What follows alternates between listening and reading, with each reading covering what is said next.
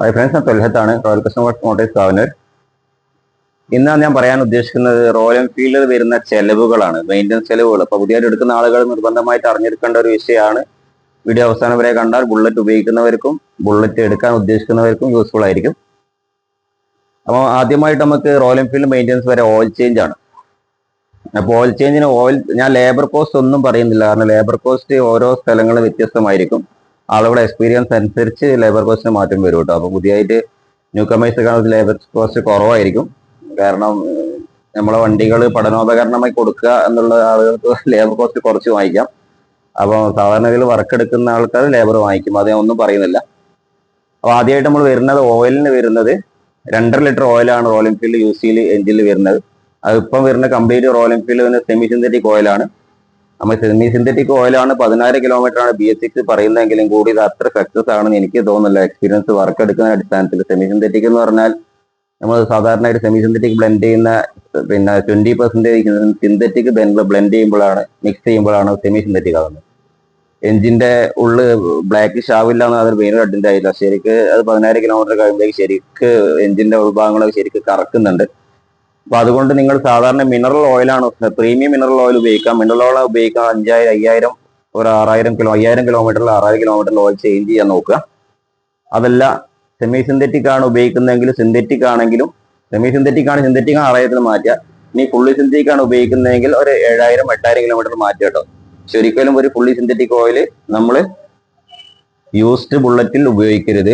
Synthetic oil എന്ന് പറഞ്ഞാൽ ആദ്യമായി സിന്തറ്റിക് ഓയിൽ ഉപയോഗിച്ച് വരുന്ന വണ്ടികളിൽ മാത്രമേ ഉപയോഗിക്കൂ. വളരെ തിന്നായിട്ടുള്ളതാണ് സിന്തറ്റിക് ഓയിൽ എന്ന് പറഞ്ഞാൽ.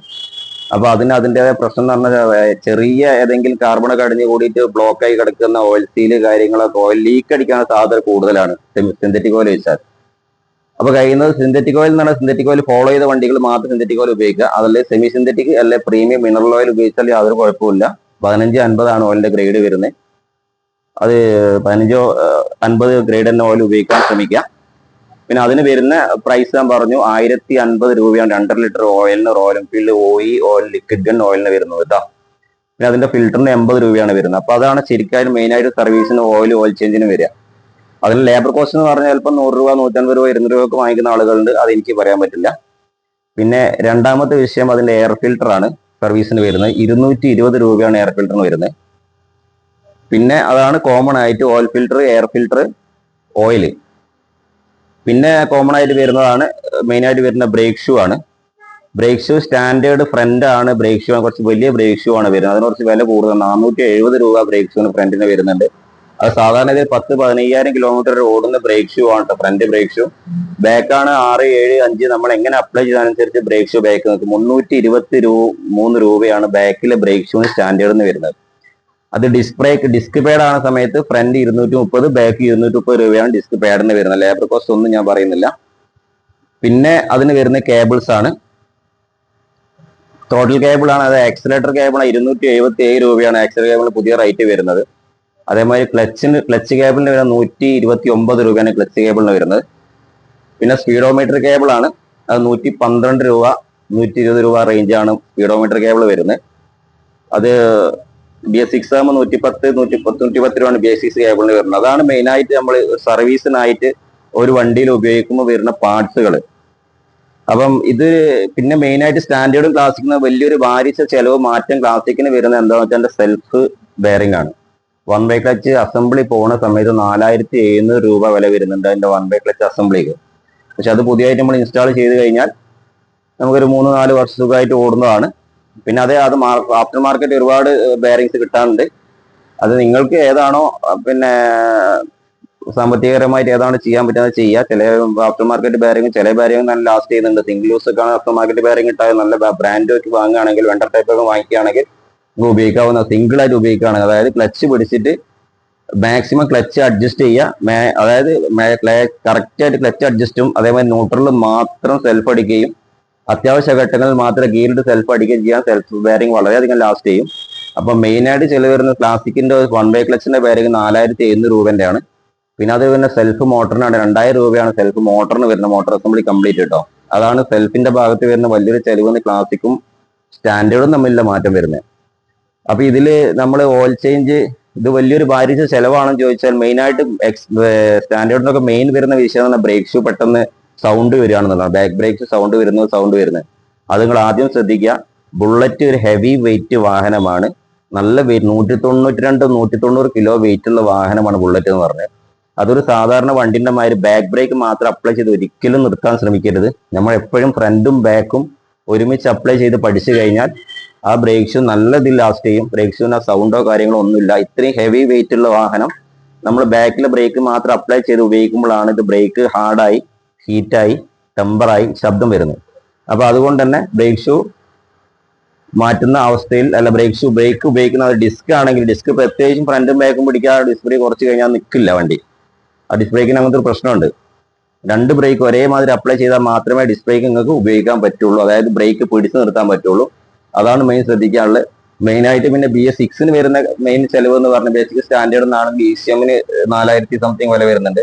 ടോട്ടൽ ബോഡിക്ക് അതേമാതിരി 4000, ECM-ന്റെ 4600 ടോട്ടൽ ബോഡിക്ക് ഒരു 4000 രൂപയാണ് ടോട്ടൽ ബോഡിക്ക് വരുന്നത്. അതാണ് BS6 വരുന്ന മെയിൻ ഒരു വിഷയം. പിന്നെ സ്റ്റേറ്റ് 2 ആണെങ്കിൽ BS6-നാണ് 9-10 രൂപന്റെ അടുത്ത് വരുന്നുണ്ട്. മറ്റേ മൊത്തം അതായത് ECM-ഉം ടോട്ടൽ ബോർഡ് ഒന്നിച്ച് വരുന്നതുകൊണ്ട് നല്ലൊരു എക്സ്പെൻസീവ് ആണ് അതിന് വരുന്നത് BS6-ന്. പിന്നെ ABS-ന്റെ സെൻസർ, അതൊക്കെ ചെറിയ ABS-ന്റെ സെൻസറിനൊക്കെ വില 600-700 രൂപ മാത്രമേ ABS-ന്റെ സെൻസറിന് വരുന്നുള്ളൂ.